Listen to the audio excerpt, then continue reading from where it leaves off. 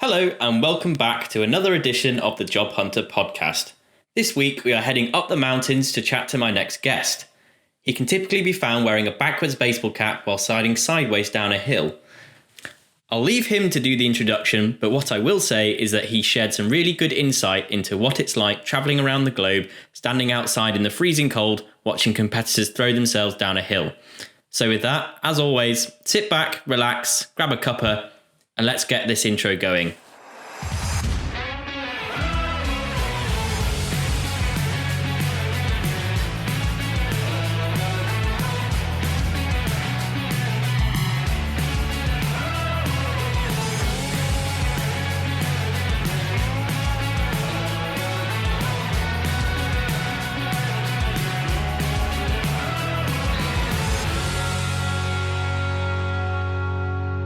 So welcome back to another episode of the Job Hunter podcast.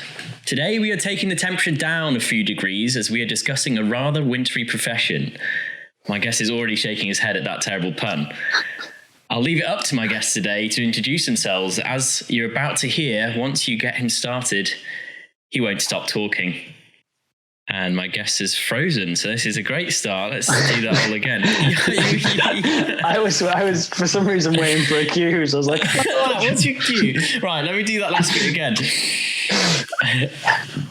I'll leave it up to my guest today to introduce themselves. As you're about to hear, once you get him started, he won't stop talking. Thanks for that, Tim. Thanks for having me on. I am Gareth Vogan, or Gaz Vogan, depending on which name you know me by. I'm 28-year-old snowboard judge, and I'm currently sitting in a very cold Edinburgh flat waiting for winter to properly start and get underway. Fantastic. And what exactly is a snowboard judge, and what exactly do they do? That's kind of the key question of this whole podcast, to be honest. That is, really. Shall I try and answer it as quickly as possible? No, feel free to go into as much detail as possible. Amazing. So a snowboard judge effectively travels to all the contests, and we watch all the runs, and we give out scores for each run, and we effectively decide who takes home first place, who takes home second place, all the way down to 125th place for some competitions, depending on how busy they get. So it's a strange career to have got into, if I'm honest.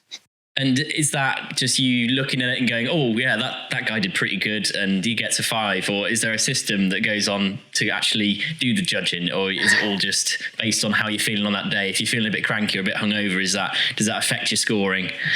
Oh, that's what we actually have some education on that as part of our learning process when we're becoming a judge, is to not let hangovers or grumpy moods be biased in any way, or if you're tired. So what we do is we look at the whole runs, and we have a set of criteria that we work towards. So we look at the difficulty of the tricks, how well they're performed, how big they're performed, if they're landed. And then for things like slopestyle or halfpipe, where you have 5 or 6 tricks in a run, we'll actually look at the variety of whether they're all the same trick or whether there's a bit of difference in there. But we are supposed to be very non-biased. We kind of use a bit of objective opinion when we look at what the trick is, and then a bit of subjective opinion. So it does come into play as what you actually like seeing. So certain judges will rank different runs in a different order because he might prefer something and I might prefer something else, which is why at the end of the day, we usually have 6 judges on a panel. So it just completely averages out the opinions. The only difference is slopestyle, when we have 9 judges, just for extra voices in the judging stand. So you mentioned slopestyle there. What other disciplines are there when you're looking at snowboarding? We have slopestyle, we have big air, and we have halfpipe as well as the 3 key disciplines that we do at World Cup and international level, building up to the Olympics. Some of the smaller contests, like the little British levels, we might have a rail jam. We might have like a smaller version of slopestyle where they'll do the kickers and then do the rail separately. But yeah, primarily we do big air, slopestyle, and the stunt ditch or halfpipe.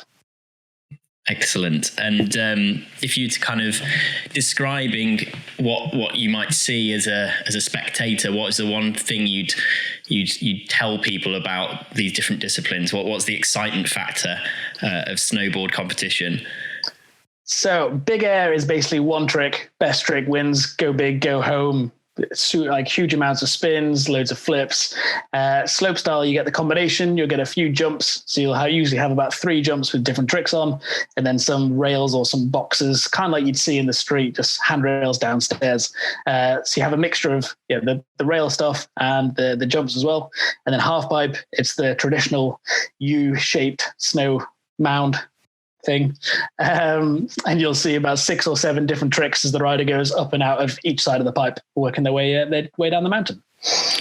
Probably a good thing to put a bit of a parental advisory that don't let your kids just rock up and start using some handrails to practice. Make sure it's in a controlled space before doing any form of dangerous activity. Yeah, and wear a helmet at all times. Exactly. So I'm intrigued to know. Let's take you back to your 5-year-old self. Is this a career that you've always wanted to do? Can you remember the time when you decided you wanted to be a snowboard judge? Not especially. At the judging side of things, I pretty much fell into it.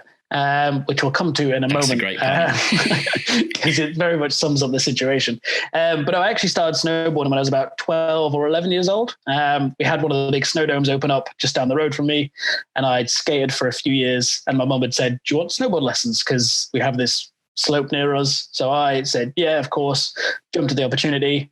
And then as I got more into it, I was down at Escape Castleford every Friday, sometimes every Thursday as well, because I was a very keen bean back in those days.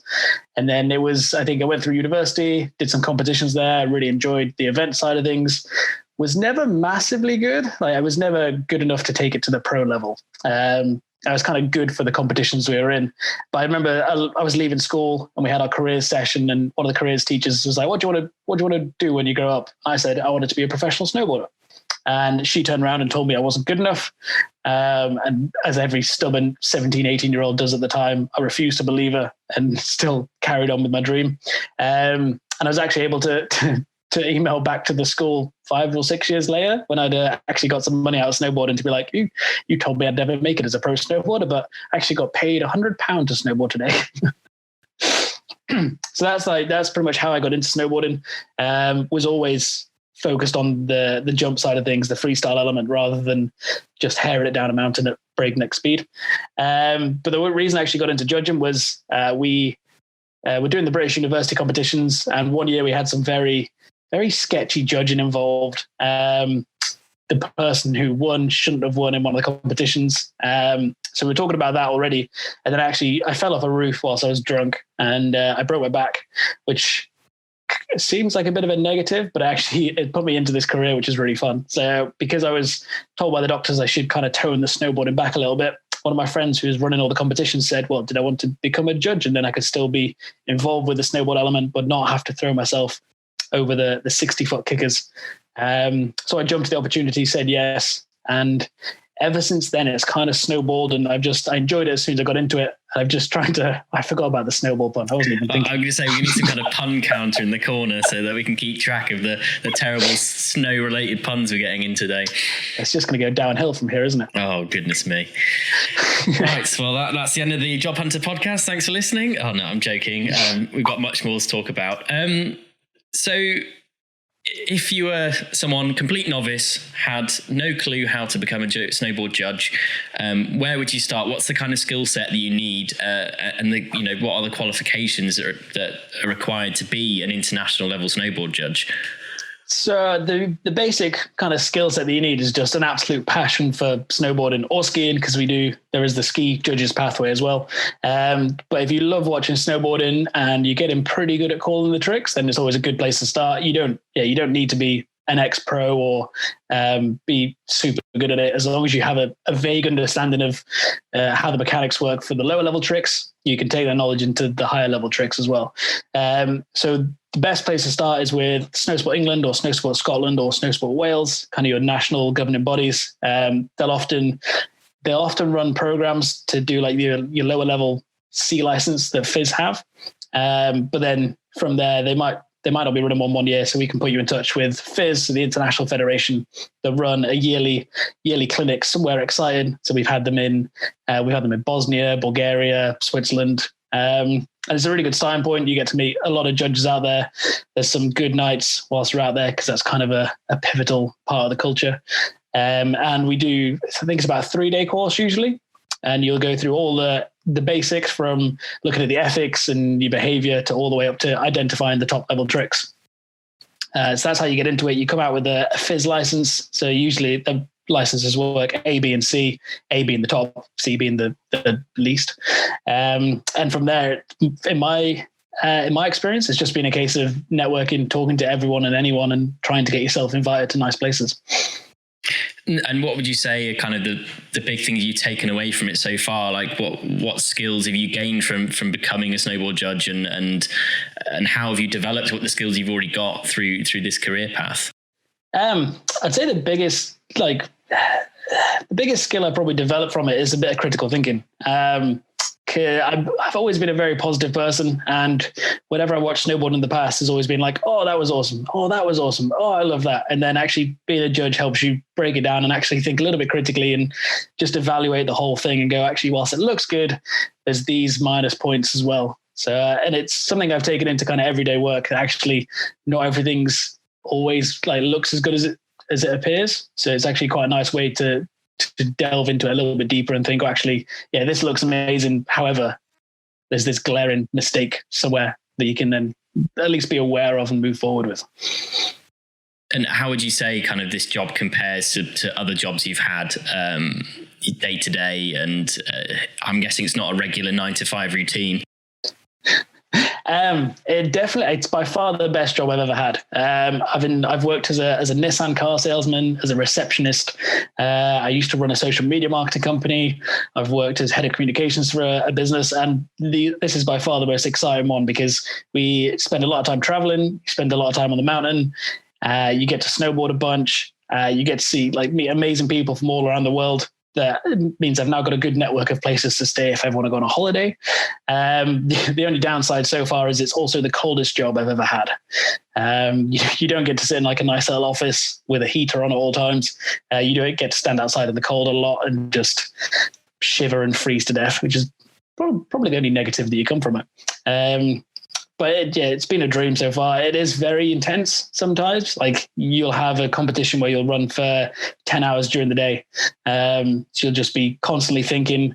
And at first, when I looked at it, I thought it was a very easy job because you just sit there with a pencil and just write down and tap on your tablet, etc. But actually, the amount of brain power that it takes sometimes for the highest level events is something I hadn't realized getting into it, about how much concentration actually involves. Brilliant. Have you got any kind of interesting anecdotes or funny stories that you can share with us? We've got plenty, to be fair. Some are they PG? That's the question. Some very much less PG than others. So one of my favorite ones to fall back on is a bit of a weird day was last year in China. I did 2 World Cups out there, and then I stayed for another 2 weeks to head judge the national championships, which was very interesting because I don't speak Chinese, and my judges didn't speak English. So when you're the head judge, you're supposed to manage your judges, make sure the scores are all kind of in line. And I obviously can't do that speaking Chinese or speaking English because there was a full language barrier.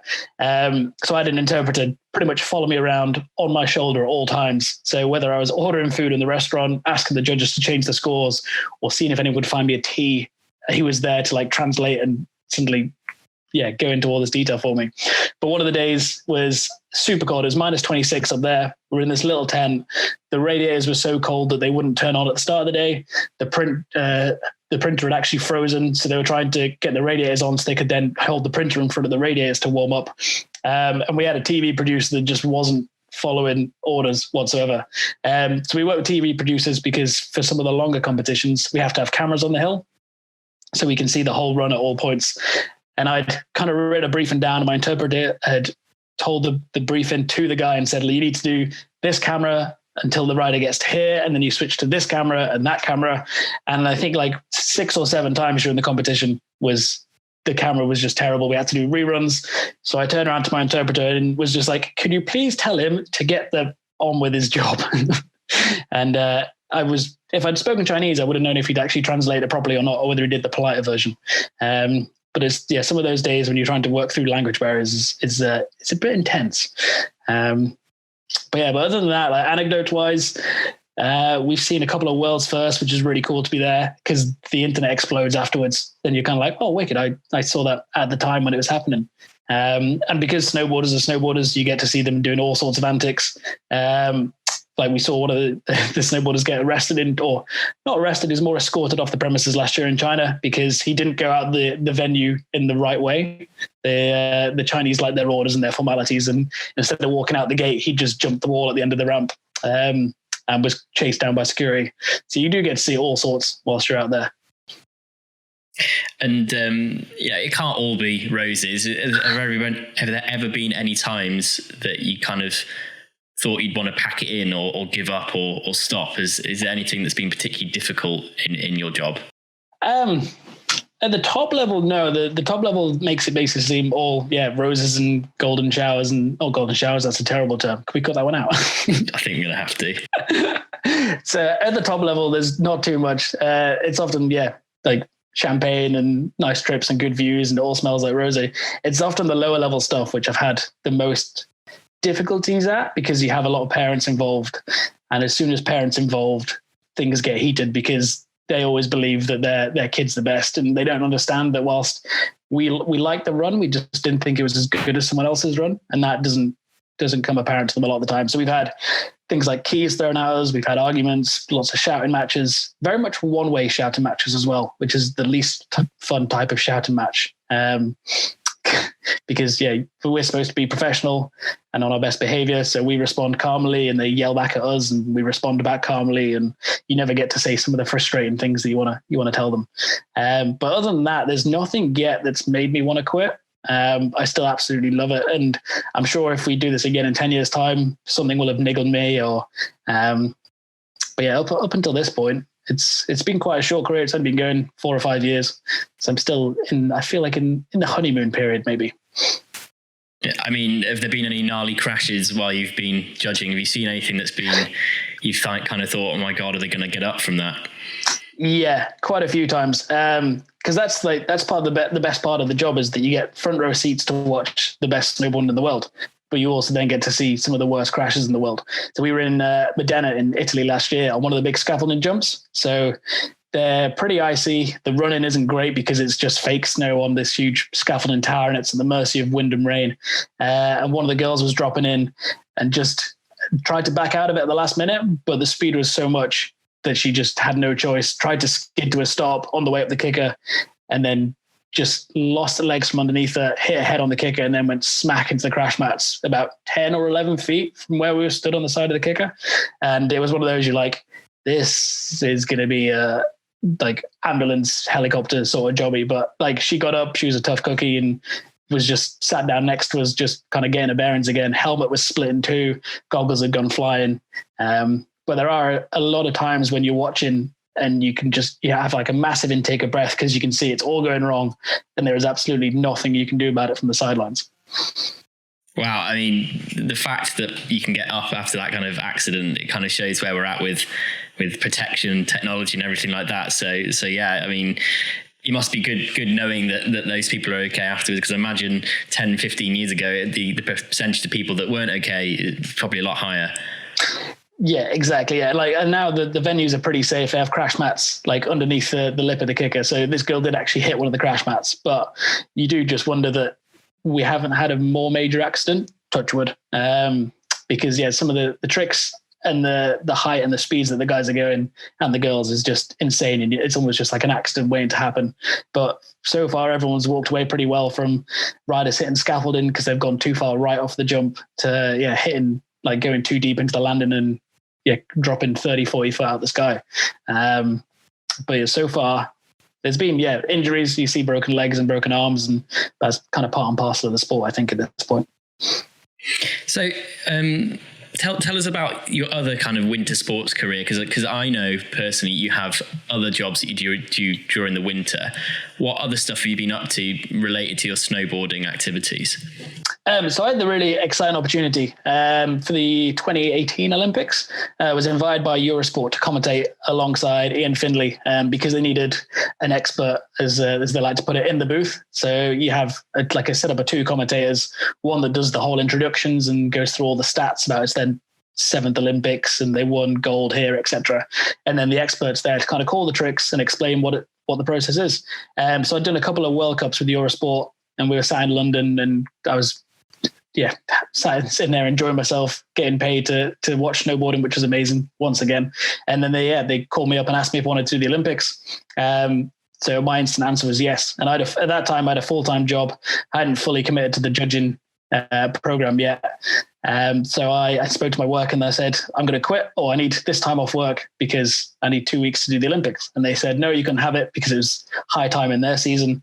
So I told them I was going to quit. And that's when they gave me the 2 weeks off, which was great. So yeah, we did the Eurosport coverage for 2 weeks and watched some amazing runs happening. But it's a weird kind of side of the job to do, because I didn't notice at the time. My sister was the one that pointed it out, but my voice changed entirely when I was commentating, and you just get used to almost talking through whatever's happening.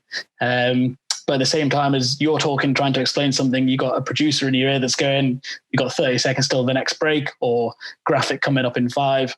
And it's a lot of multitasking that I hadn't realized was a thing with a lot of the commentary work. And now I'm aware of it. It's insane when you see some of the football commentators and horse racing, what other information they must be getting at the same time. And do you think that's made you a better snowboard judge because you've had to manage that multitasking and explaining it so well to the audience that are watching at home? Yeah, a little bit, because I think it does help you break things down even further when you're trying to explain things on Eurosport, because it's very much a generic audience. It's not snowboard specific. You sometimes have to go down to the very basic roots of, instead of that's a front 14 Indy, you have to go, it's a front 3-4 full rotations, and he's grabbing with the front hand there. But it does actually help you break down the tricks. So I've been able to take that into judging, and it's helped me actually pull apart tricks and understand the mechanics of it a lot more, which at the end of the day is what we have to understand when we are doing the actual judging on site with the evaluation. But other than that, I actually found it really enjoyable, because it was almost less concentration than some of the judging takes, because the judging, you have to be spot on. You have to have the right result, because otherwise there's lots of money on the line. There's Olympic spots on the line. Whereas for commentary, if you accidentally call a trick wrong, it's not the end of the world. It's not going to change anything too much. Of course, you have to be as on point as you can, but it does take the pressure out of it a little bit. So what's kind of the career goal for you? What do you see as the end point, or when do you kind of consider that you've made it in this profession? I think once I've judged the Olympics, I think that's the end goal. That's part of the goal, because that's something that's everyone knows, whether you're a snowboarder, a figure skater, a footballer, everyone knows the Olympics. So it's great if I get to tell people I judged the Olympics, because it's something instantly that they go, it's pretty cool. But from the snowboard side of things, I'd love to judge the Burton US Open, because that's pretty much the main event every single year. It's not on the FIS World Cup calendar, but it's kind of considered as pretty much the mecca of snowboarding in terms of events wise. So if I can get to do that, that'd be the dream come true. I'm not selected for the Olympics yet. I'm down as one of the reserves. So if someone else pulls out, or if COVID keeps going on for as long as it is at the moment, then we'll see about that. But I think, once I've done the Olympics, I might reevaluate the situation. But I think the only time I'll probably stop doing it is once there's more younger guys coming through and the tricks start to get away from me and I can't follow it as closely as I'd like to. So you said you're on the reserve list for the Olympics. What does that actually mean? Do you get scored, and do they allocate positions based on the top 10 judges in the world, or how does that work? So the way it works, on all the World Cup panels, you have a set number of judges. So we've got 6 or 9, depending on which discipline it is. But you're only allowed 1 from each country. You can have a head judge and a scoring judge from the same nation, but you can't have 2 scoring judges from the same nation. So effectively what they do is they look at who's been judging the most in the past. I think it's the 6 years leading up to the Olympic cycle. And then they'll get allocated depending on how many events they've done, what standard they've done, if they've made any mistakes, if they've backed out of anything, etc. Because you kind of get selected on your actual judging skills and also on your reputation and how committed you are to it as well. Because it's an intense role, obviously, because it's the Olympics, but they also expect the Olympic panel to travel to all the events most of the season before and the actual Olympic season as well. So it takes a lot of time out of your schedule. And if you've got a 9 to 5, you can't afford like the 10 or 11 weeks off. So often varies as to who can actually make the Olympics in terms of their lifestyle as well as their judging skills. So a lot of things come down to it. So I'm in as the reserve. So if one of the guys drops out because he's ill, then I'll get bumped up into it. Which is what's happened this year for the World Champs because of COVID and travel restrictions. Certain guys can't make it because of the quarantine. So I've gone up from being in the reserve side of the World Champs panel into the actual panel for World Champs in February, I think. So you've mentioned the C word. I've tried my best to not mention it. How does that affect your season, your career at the moment, and what are you doing to kind of mitigate the coronavirus issue? That was the C word I thought might be all right with. I've been avoiding the other one all this time. So we have basically just been looking at the season ahead. So I work quite closely with Fizz now. We've changed the formats a little bit. So we're now dropping down to only 5 judges for big air and half pipe and 6 for slopestyle. So we're kind of minimizing the amount of people that actually need to sit in the judges stand with us. A lot of the travel's being changed and the schedule's being changed. So we're having to do less travel between events, and they're trying to restrict the amount of US judges and Canadian judges that go across to Europe and Europe across to the US as well, just to minimize the amount of time spent on flights, etc. There was talk at one point over the summer that we'd judge from our flats or our houses and have a Zoom feed and a scoring system set up. Which I'm really glad never went ahead, because a lot of the fun with the career is actually traveling to places and seeing the stuff firsthand. And I think if it turned into where we sat in our flats and just watched snowboarding, you'd vastly lose judges quickly. And I feel like I'd probably turn down the job relatively soon.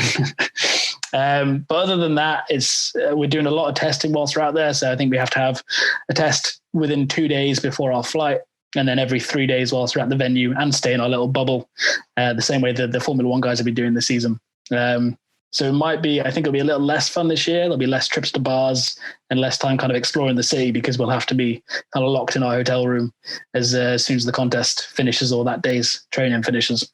But other than that, we're trying to crack on as much as we can. The COVID's restricting a lot of the judges from what they can do, because there's guys in proper jobs that can't quarantine for 2 weeks when they get back. So they don't want to commit to a week of snowboard judging and then have to stay in the flat for 2 weeks or get a hotel for 2 weeks. So that's the only difference, is it's just going to be the smaller, same group of guys that are moving from contest to contest. And I think the only other change is we're going to expect some last minute cancellations or actually, can you fly to Switzerland tomorrow because someone's got a positive COVID test? And we're just having to be really flexible on that. So if you cast your mind back, think back to that 17-year-old self that was told you'll never make it in snowboarding as a professional snowboarder. What is kind of the one piece of advice you'd give to yourself as a 17-year-old now, looking back over your time already as a snowboard judge, to yourself, let's say, and how would you tell yourself at 17 to keep sticking at it? I think I just remind myself, or tell myself back then, that you don't have to follow one of like the 9 careers that the school tells you want to be, between a doctor, an engineer, an accountant, etc. Like, there's so many ways to get work that actually, if you focus on what you want to do and look at the things you enjoy, then you'll be able to find a way to get some work from it or make it work as a career, which is what I managed to do, particularly in the past couple of years. That's when I realized it a little bit later than I should have done, was actually, if I love snowboarding, I should be able to find a job around snowboarding and not have to settle for working in a boring office. And just to go for it. Like, there's, at the end of the day, if it hadn't worked, then I just have to find a job, which isn't the worst case scenario. I would much rather have tried it, failed, and then ended up as an accountant than got to 35 and thought, I really should have given it a try. There's always ways to make it work in the meantime, when you just kind of like just get in there and chipping away at it. But once it comes to light, it's amazing. So I think even if you're only 50% in, whether it's judging, whether it's anything else, I think if you've got 50% intention to try it, then just jump in, go for it, give it a shot. And if it fails, you haven't really lost a lot. Like, you've lost a bit of time. You might have lost a bit of money for a flight or two, but at the end of the day, you've at least tried it, and you've not got any regrets moving forwards. And I think, don't be scared either, because when I'd actually got my first World Cup selection, in Switzerland in 2018, I was terrified going to bed every night, and I was lying in bed actually at the contest thinking, all right, these are the tricks. This is what I'm doing. Just running myself through all the different criteria and the evaluations and the rule book and the handbook. And, but in reality, like, because it's at that point, it's so ingrained that I shouldn't have been terrified. I should have known that I'd done enough training and I'd done enough practice to get there. So actually just, let it go and enjoy the experience. So snowboarding is a sport you tend to do in the winter. It's not really something you can do in the summer unless they haven't invented the sand snowboarding freestyle world championships yet.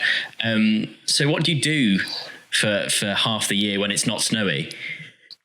Well, it depends from person to person. Me personally, I run a video marketing agency. So which is when I knew that judging wasn't going to pay me the £55,000 a year or a month or whatever. And it's a low paying gig, but it's good fun. I knew I had to have a job that I could work around the contests. And the only way to really do that was by being my own boss. Because when I was at Eurosport having to ask for time off, I already knew I was going to go. And I didn't want that to be a thing. I didn't want to have to keep asking permission from a boss that I was able to travel to contests. And the same thing through the summer. Like I wanted to do what I wanted when I wanted. So I set up my business to work around that. So now I effectively go to businesses, I shoot video content for them. We create adverts for them to put out on social media to generate leads and just rate like the standard regular monthly content. Gareth, you've been a fantastic guest. Where can we find you on all your socials? Okay, so best place is probably Instagram, where it's at Gareth Vogan. I do have a YouTube channel as well, but it's only got 65 subscribers. If anyone wants to subscribe and boost it forward, that'd be amazing. If you search Gareth Vogan, it'll come up. And I do a little vlog series behind the scenes from all the contests. So you'll get to see some small clips that haven't made it onto the actual competition. You get to see what we get up to, some funny antics from once the competition's finished and the beer's been cracked. And that's probably the best too. Yeah. Instagram and YouTube. It's been an absolute pleasure, Gareth. I hope you're keeping safe and good luck with all of your snowboarding antics over the next couple of months. I'll be keeping in touch and avidly following you. So yeah, massive good luck for the next couple of months. Amazing. No, you too, Tim. And thanks for having me on.